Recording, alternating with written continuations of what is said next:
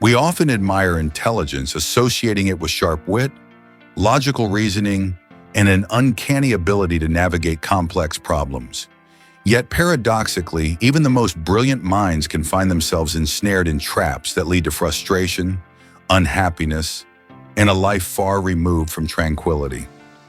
These aren't traps of ignorance, but rather subtle pitfalls that prey on our human nature, often amplified by the very intellectual strengths we possess.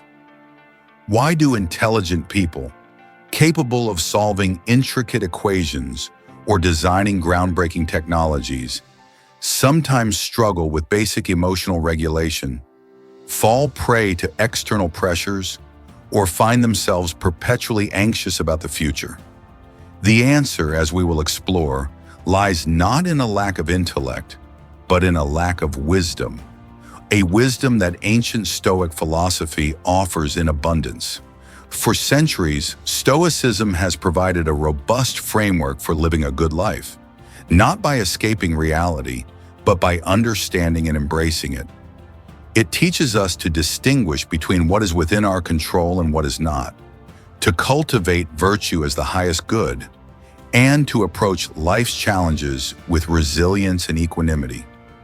In this video essay, we will delve into 11 common traps that even intelligent minds can fall into, and more importantly, how the timeless principles of Stoicism provide the antidote, guiding us towards a life of greater clarity, purpose, and inner peace. Join us as we uncover the Stoic secrets to navigating the complexities of modern existence, transforming potential pitfalls into pathways for profound personal growth. Trap 1. The trap of emotional reactivity. One of the most insidious traps, particularly for intelligent minds, is the snare of emotional reactivity. We pride ourselves on our rationality, our ability to analyze, deduce, and solve. Yet how often do we find our carefully constructed logic crumbling in the face of a sudden surge of anger, a wave of fear, or the sting of frustration? An intelligent person might meticulously plan a project, anticipate every logical hurdle, but then derail their efforts with an impulsive outburst in a meeting, a fear-driven decision that ignores data, or a fit of pique that alienates collaborators. The trap here is the belief that our emotions are simply given to us, uncontrollable forces that dictate our responses, rather than consequences of our own judgments. Stoicism offers a profound counter-narrative to this common misconception. Central to its teaching is the discipline of assent, which posits that our emotions are not external forces acting upon us, but rather arise from the judgments we make about external events. As the great Stoic philosopher Epictetus eloquently stated, "It's not what happens to you, but how you react to it that matters." This isn't a call to suppress emotions, but to understand their genesis. When we perceive an external event as inherently bad or good, our emotions follow suit. If we judge a traffic jam as an unbearable inconvenience, frustration ensues.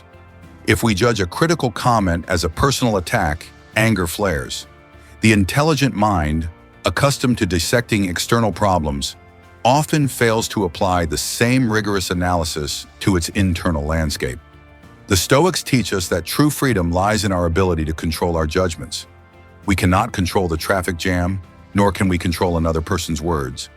But we absolutely control how we interpret these events. Is the traffic jam truly bad, or merely an indifferent circumstance that delays us? Is the critical comment an attack, or simply feedback, perhaps poorly delivered, that we can choose to evaluate objectively? By withholding our immediate assent to negative judgments, we disarm the emotional trigger. This requires practice, a conscious pause between stimulus and response. A moment to ask, is this truly within my control? Is this truly harmful to my character? Is this judgment based on reason or impulse? Consider the practical insight of premeditatio malorum, the premeditation of evils. This Stoic exercise involves mentally rehearsing potential misfortunes or challenges before they occur. By contemplating difficult scenarios, a project failing, a relationship ending, an unexpected illness, We strip them of their power to shock and overwhelm us emotionally when they do arise. It's not about dwelling on negativity, but about preparing the mind, building mental resilience. An intelligent mind can use its foresight not just for planning success, but for anticipating adversity, thereby reducing the emotional turbulence it might otherwise cause. By understanding that our emotional reactions are a choice, born from our judgments, intelligent minds can begin to dismantle this trap, fostering a calm and rational response even in the face of provocation or challenge. Trap 2. The trap of external validation. For intelligent minds, the pursuit of excellence often comes with a subtle, yet potent danger: the trap of external validation. From academic accolades to professional achievements, from social media likes to the praise of peers, we are conditioned to seek affirmation from outside ourselves.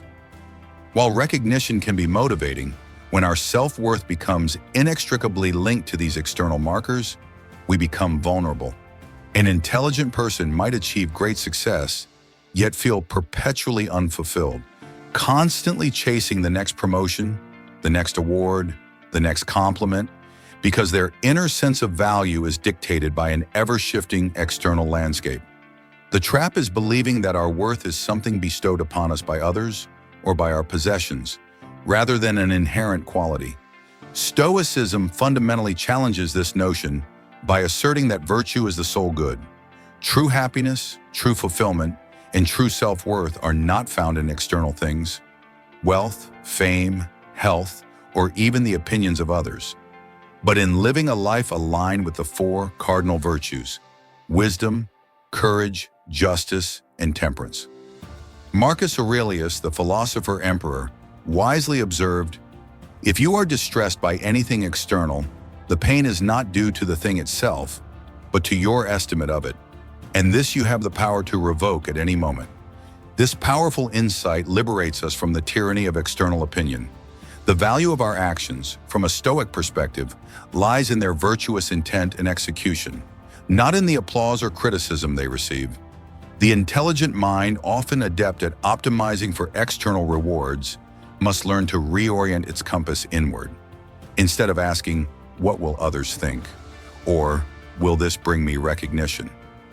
the Stoic asks, "Is this action wise? Is it courageous? Is it just?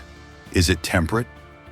By focusing on the cultivation of our character and the integrity of our choices, we build an unshakable foundation for self-worth that no external force can diminish.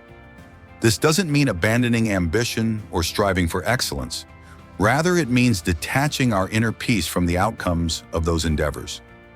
We perform our best, not for the praise, but because it is the virtuous thing to do. This shift in focus cultivates an internal locus of control.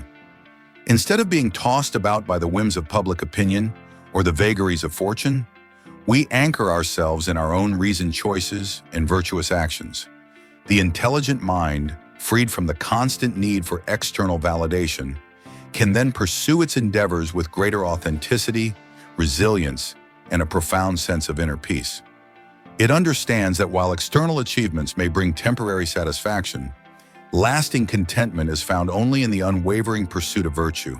Trap 3. The trap of unchecked desires and aversions. Intelligent minds, while capable of great discipline in their chosen fields, can paradoxically be deeply susceptible to the trap of unchecked desires and aversions. We might meticulously plan a complex project, adhere to strict deadlines, and demonstrate remarkable self-control in our professional lives. Yet outside of these structured environments, the same individuals can find themselves enslaved by an insatiable craving for pleasure, wealth, or recognition, or a debilitating aversion to discomfort, criticism, or failure. This trap manifests as a constant striving for more, a perpetual dissatisfaction with what is, or a paralyzing fear of what might be.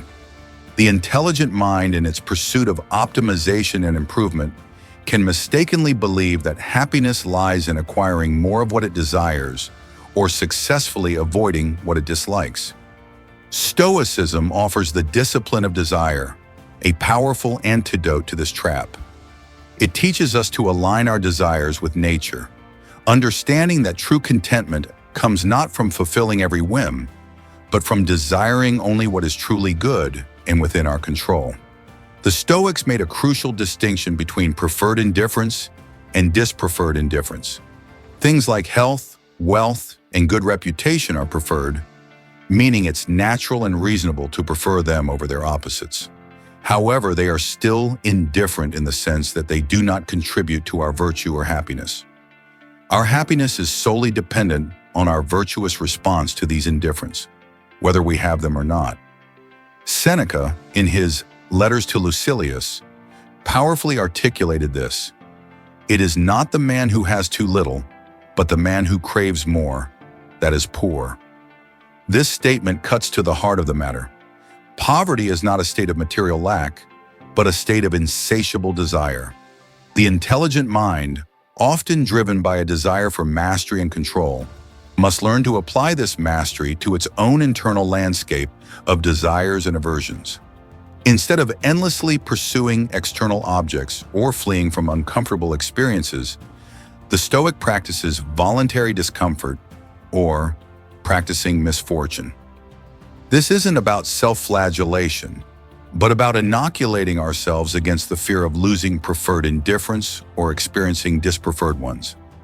By intentionally choosing to live simply for a period, to forego luxuries, or to embrace a challenging physical activity, we discover that we are far more resilient than we imagine. We learn that our happiness is not contingent upon external comforts, but upon our inner fortitude. This practice reveals the true nature of our desires and aversions. They are often based on false judgments about what is truly necessary for our well-being. An intelligent mind, by engaging in this deliberate self-challenge, can break free from the endless cycle of craving and avoidance. It learns to appreciate what it has, to find contentment in simplicity, and to face discomfort with courage. By mastering its desires and aversions, the intelligent mind transforms itself from a slave to external circumstances into a sovereign of its own inner peace, understanding that true richness lies not in accumulation, but in self-sufficiency and virtue. Trap 4. The trap of procrastination and indecision. For intelligent minds, the trap of procrastination and indecision can be particularly insidious. Possessing the capacity for deep analysis, foresight, and the ability to envision multiple outcomes, intelligent individuals can sometimes become paralyzed by choice or the pursuit of perfection. The fear of making the wrong decision, the desire to gather every last piece of information, or the sheer weight of potential consequences can lead to endless deliberation, delaying action, and ultimately missed opportunities. This isn't laziness, but often a form of intellectual paralysis, where the very strength of analytical thought becomes a hindrance to decisive action. The trap is believing that perfect knowledge or perfect timing is a prerequisite for action, rather than understanding that action itself often clarifies the path. Stoicism offers a powerful antidote to this trap through the principle of memento mori, the constant remembrance that you will die. This is not a morbid preoccupation with death, but a profound call to action and a reminder of the precious, finite nature of time. Marcus Aurelius, in his Meditations, frequently reflected on the brevity of life.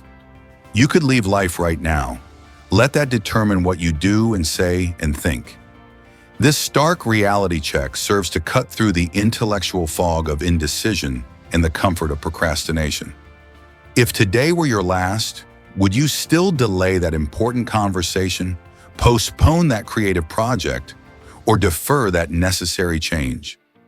This awareness cultivates a sense of urgency, not of panic, but of purpose. It shifts our focus from the endless possibilities of the future to the concrete reality of the present moment. The intelligent mind, by internalizing memento mori, understands that the only time we truly possess is now. The past is unchangeable, and the future is uncertain. Our power lies solely in the present, in the choices we make and the actions we take. This doesn't mean acting impulsively, but rather acting deliberately and with conviction, even when faced with incomplete information or potential risks. Practically, this means embracing the concept of good enough when perfection is the enemy of progress. It means setting clear intentions and then committing to action, understanding that even a suboptimal decision, when acted upon, can be adjusted and refined. The Stoics emphasize that our duty is to do what is appropriate, kathekon, in the present circumstances, to act in accordance with reason and virtue. By remembering our mortality, the intelligent mind is spurred to overcome its analytical paralysis, to step out of the realm of endless contemplation, and to engage fully with the world, transforming intention into impact, and living each moment with deliberate purpose. Trap 5. The trap of complaining and blaming. Even highly intelligent individuals can fall into the pervasive trap of complaining about circumstances or blaming others for their misfortunes. This isn't necessarily a sign of weakness, but often a deeply ingrained habit of seeking external causes for internal discomfort. An intelligent person might skillfully dissect a complex problem, identify root causes, and propose elegant solutions. Yet when faced with personal setbacks, a project delay, an unfair critique, or a personal disappointment, they might resort to lamenting their fate or pointing fingers at colleagues, systems, or even the universe. The trap here is the illusion that by externalizing the problem, we somehow alleviate our suffering, when in reality it only entrenches us deeper in a victim mentality and robs us of our agency. Stoicism offers a radical and liberating antidote: amor fati, the love of fate, coupled with a profound understanding of the dichotomy of control. Amor fati is not passive resignation, but an active, joyful embrace of everything that happens, seeing it as necessary and part of the grand design of the universe. It is the understanding that what is, and our resistance to it is the primary source of our suffering. Epictetus, the former slave who became a profound philosopher, taught this principle with unwavering clarity. Do not seek for things to happen the way you want them to. Rather, wish that whatsoever happens, happens the way it actually happens. Then you will be happy. This isn't about liking every event, but about accepting its reality and finding purpose within it. The intelligent mind, accustomed to optimizing and controlling outcomes, must learn to differentiate between what can be controlled and what cannot. We cannot control external events, the actions of others, or the past. We can only control our judgments, our attitudes, and our responses. When we complain or blame, we are essentially railing against reality, expending precious mental energy on things entirely outside our sphere of influence. This is not only futile, but counterproductive, diverting our attention from the one area where we possess absolute power, our own inner world. Practically, this means shifting our focus from what happened to how we will respond. Instead of asking, "Why did this happen to me?" the Stoic asks, "Given that this has happened, what is the most virtuous and effective way for me to proceed?" This mindset transforms obstacles into opportunities. A delayed project becomes a chance to practice patience and contingency planning. An unfair critique becomes an opportunity to practice humility and self-assessment. By embracing amor fati and focusing solely on what is within our control, the intelligent mind breaks free from the debilitating cycle of complaint and blame. It cultivates a profound sense of inner peace, understanding that true power lies not in changing the world to suit our desires, but in changing our desires to align with the world as it is. Trap 6. The trap of over-identification with intellect/ego. Intelligent minds, by their very nature, are often celebrated for their intellectual prowess. This can lead to a subtle but dangerous trap. Over-identification with one's intellect or ego. When intelligence becomes a primary source of identity and self-worth, it can manifest as arrogance, dismissiveness towards differing opinions, or an inability to admit mistakes.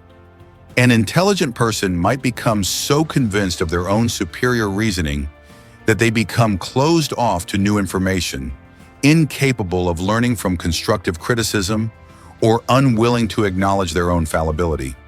The trap is believing that one's intelligence makes them immune to error, rather than understanding that true wisdom lies in humility and a continuous pursuit of knowledge. Stoicism, while valuing reason above all else, also champions humility and continuous self-improvement. The Socratic dictum, "The only true wisdom is in knowing you know nothing," deeply resonates with Stoic thought. It reminds us that knowledge is vast, and our individual understanding is always limited. Marcus Aurelius, despite being the most powerful man in the world, constantly engaged in self-reflection and acknowledged his own imperfections. He wrote in his Meditations, "Do not be ashamed to be helped.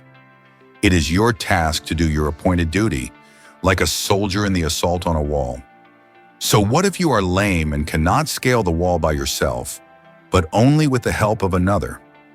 This speaks to the humility required to accept assistance and recognize our limitations.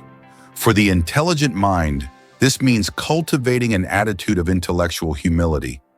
It involves actively seeking out opposing viewpoints, not to refute them, but to understand them. It means being open to the possibility that one's own cherished beliefs might be flawed or incomplete. The Stoics engaged in rigorous self-examination, often through journaling, to identify their own biases, irrational judgments, and areas for improvement. This practice of self-reflection is a powerful tool for deflating the ego and fostering genuine intellectual growth. Practically, this translates into a willingness to engage in dialectic, a respectful exchange of ideas aimed at discovering truth rather than winning an argument. It means valuing the process of learning and inquiry over the need to always be right. By embracing humility, the intelligent mind transforms its intellectual strength from a potential source of arrogance into a wellspring of continuous learning and genuine wisdom. It understands that true intelligence is not about knowing everything, but about knowing how much there is to learn and approaching that journey with an open mind and a humble spirit. Trap 7. The trap of dwelling on the past or future.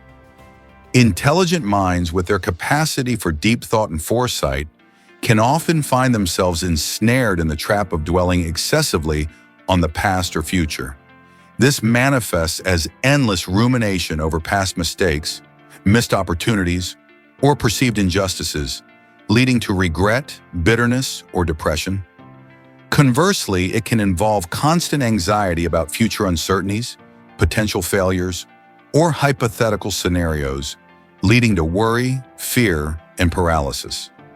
The intelligent mind, in its attempt to learn from history or plan for tomorrow, can inadvertently sacrifice the only moment it truly possesses, the present. The trap is believing that happiness or security can be found by dissecting what has been or meticulously controlling what will be, rather than engaging fully with what is. Stoicism offers a powerful corrective to this temporal distortion by emphasizing the paramount importance of living in the present moment.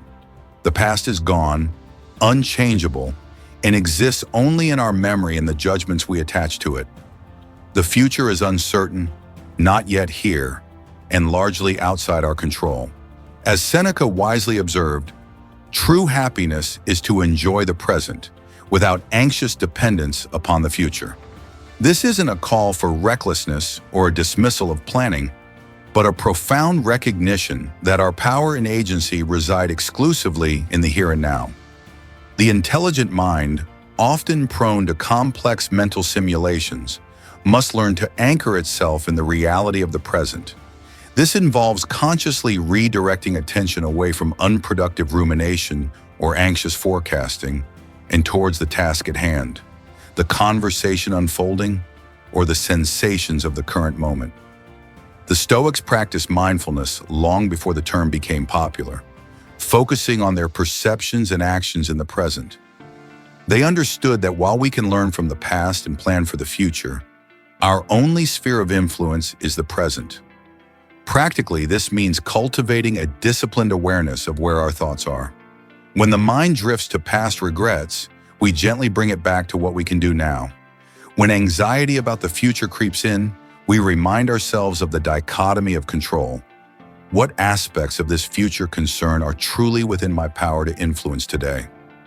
By consistently bringing our focus back to the present, we reclaim our mental energy from unproductive loops and direct it towards virtuous action.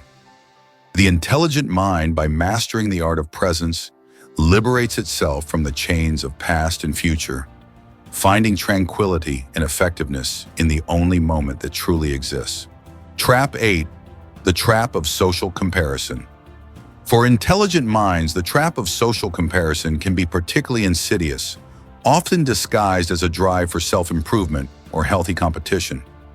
In a world saturated with curated images of success, happiness, and perfection, it is easy for even the most discerning intellect to fall into the habit of measuring one's own worth, achievements, or even happiness against those of others.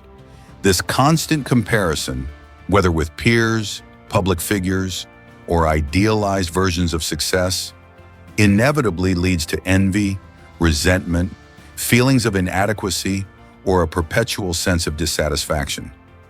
The intelligent mind, capable of complex analysis, can construct elaborate narratives of why others are more successful or why it is falling short, thereby fueling its own discontent. The trap is believing that our value is relative rather than inherent, and that our contentment depends on outperforming or possessing more than others. Stoicism offers a powerful antidote to this corrosive habit by redirecting our focus entirely inward, emphasizing that true progress and happiness are found in cultivating our own virtue and living in accordance with reason, independent of external circumstances or the achievements of others.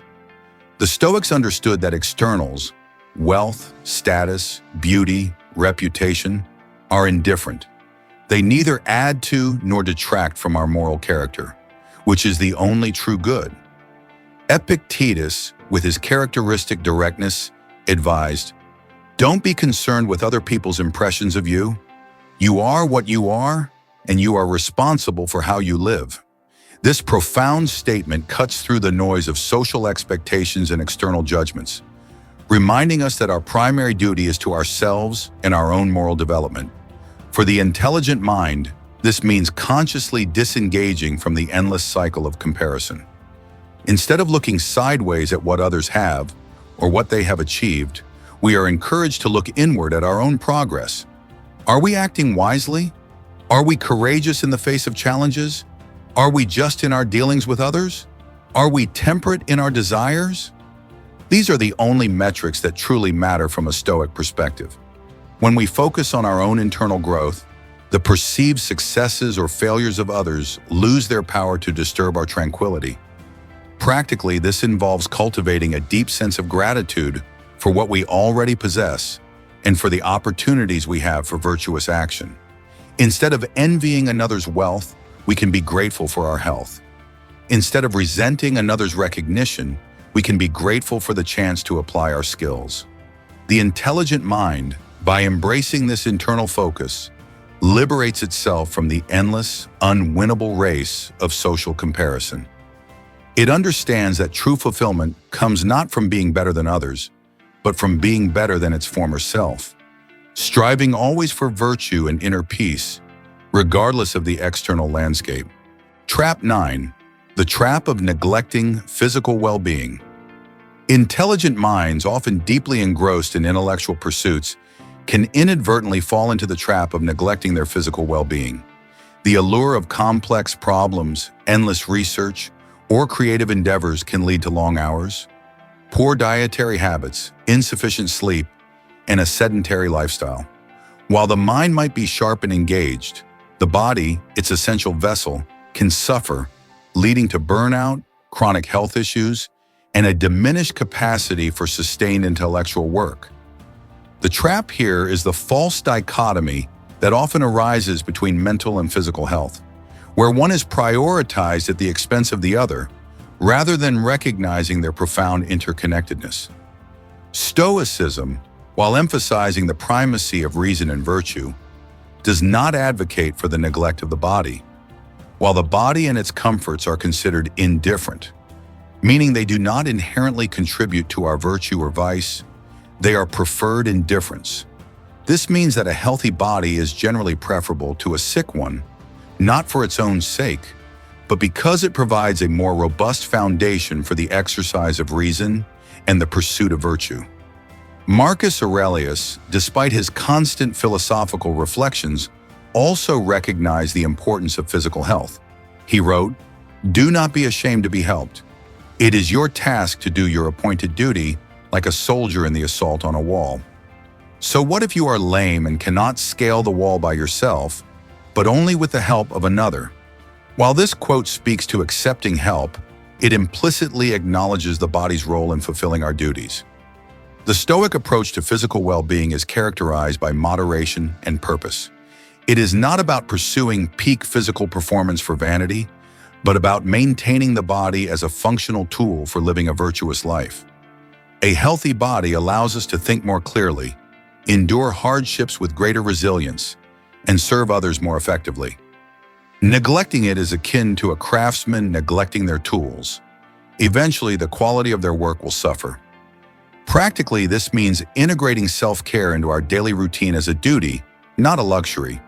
It involves mindful eating, regular physical activity, and adequate rest.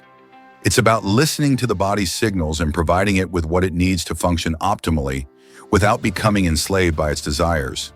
The intelligent mind, by embracing this holistic view, understands that its intellectual capacity is deeply intertwined with its physical vitality.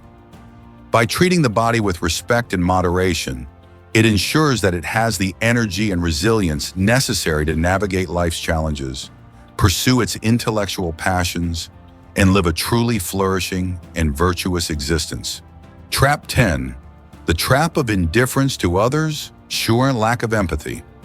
Intelligent minds, particularly those deeply immersed in abstract thought or highly specialized fields, can sometimes fall into the trap of indifference to others or a perceived lack of empathy. While their intellectual focus might be sharp and their reasoning impeccable, they might struggle to connect with the emotional experiences of others or to see the broader human context of their work. This isn't necessarily malice, but can be a byproduct of prioritizing logic and individual achievement over communal well-being. The trap is believing that one's individual rationality operates in a vacuum, separate from the interconnected web of humanity, rather than recognizing our fundamental social nature. Stoicism, far from advocating for cold detachment, places a strong emphasis on our social duty and the interconnectedness of all human beings through the concept of sympathia. This profound idea suggests that we are all parts of a single, rational cosmos, and that our individual well-being is inextricably linked to the well-being of the whole. Marcus Aurelius, the epitome of a Stoic leader, frequently emphasized this concept. What is good for the beehive is good for the bee. This analogy beautifully illustrates that just as a bee cannot thrive in isolation from its hive, so too can a human being not truly flourish apart from the community. For the intelligent mind, this means consciously cultivating empathy and recognizing its role in the larger human project. It involves understanding that our actions, even those seemingly isolated within our intellectual pursuits, have ripple effects on others. The Stoics believed in living in accordance with nature, and human nature, they argued, is fundamentally social. Our reason is given to us not just for individual contemplation, but for the benefit of the collective. Practically, this translates into actively engaging with others, listening with genuine curiosity, and seeking to understand diverse perspectives. It means recognizing that true wisdom extends beyond mere intellectual understanding to encompass a deep appreciation for our shared humanity and a commitment to contributing to the common good. The intelligent mind, by embracing sympatheia, moves beyond a narrow focus on individual achievement to a broader vision of collective flourishing. It understands that its greatest contributions often come not from isolated brilliance, but from collaborative effort and a compassionate engagement with the world and its inhabitants. Trap 11. The trap of dogmatism and closed-mindedness.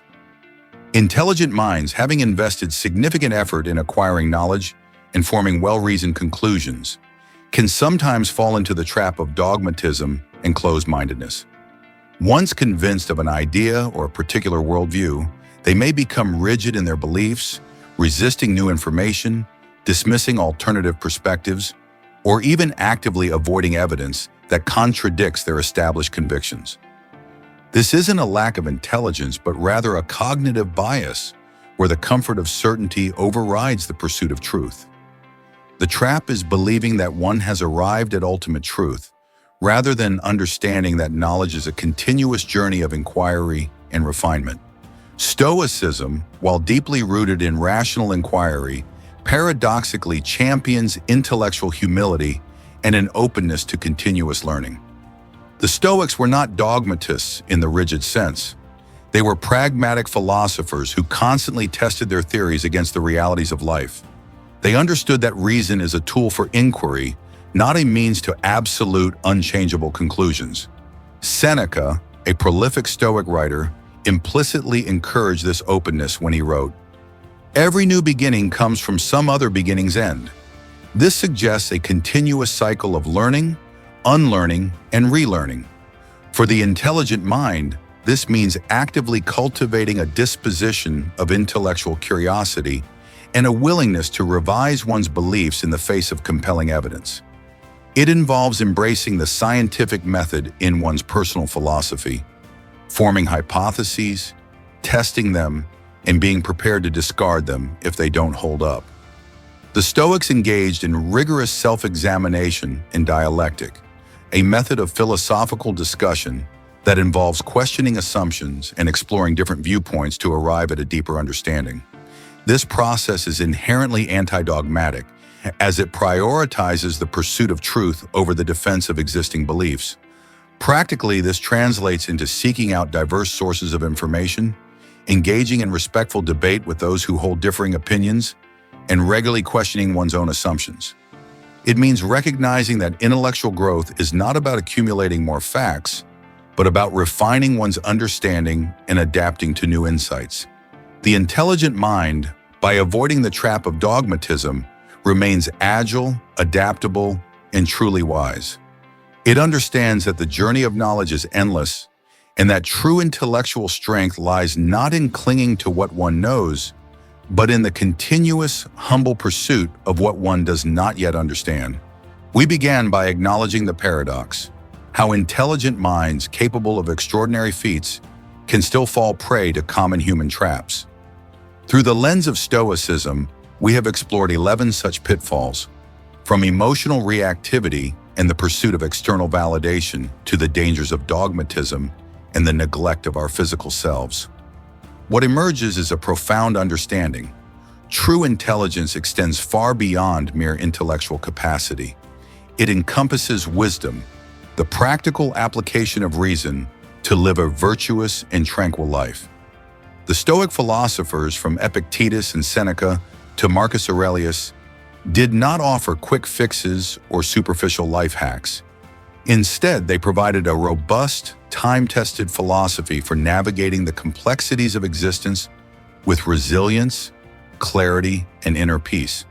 They taught us that while we cannot control external events, we possess absolute power over our judgments, our attitudes, and our responses.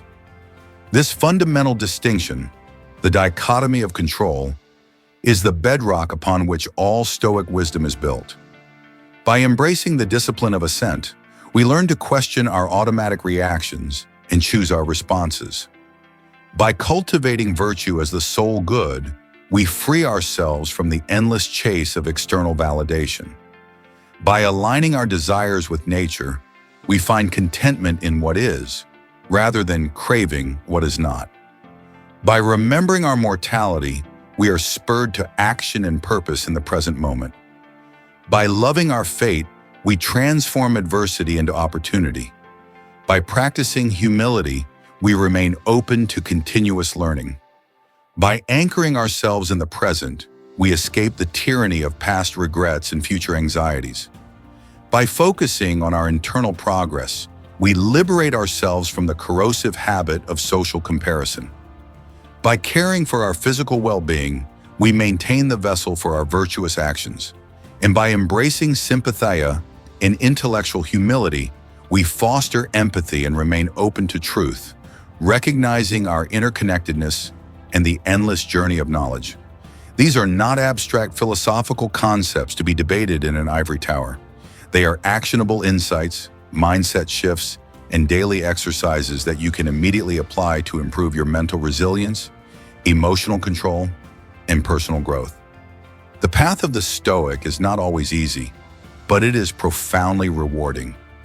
It is a path that empowers you to become the master of your inner world, regardless of the chaos of the outer world. If you found this exploration insightful, we encourage you to delve deeper into the rich tapestry of Stoic philosophy. Pick up Meditations by Marcus Aurelius, Letters to Lucilius by Seneca, or Epictetus's Discourses in Enchiridion. Begin to integrate these timeless principles into your daily life.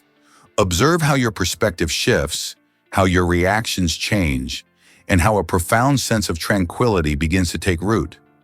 True intelligence, then, is not just about what you know, but how you live. It is about applying wisdom to navigate the traps of the human condition, cultivating a character that stands firm amidst life's storms, and ultimately, living a life of purpose, virtue, and profound inner peace. Thank you for joining us on this journey. Until next time, stay wise, stay resilient, and live stoic.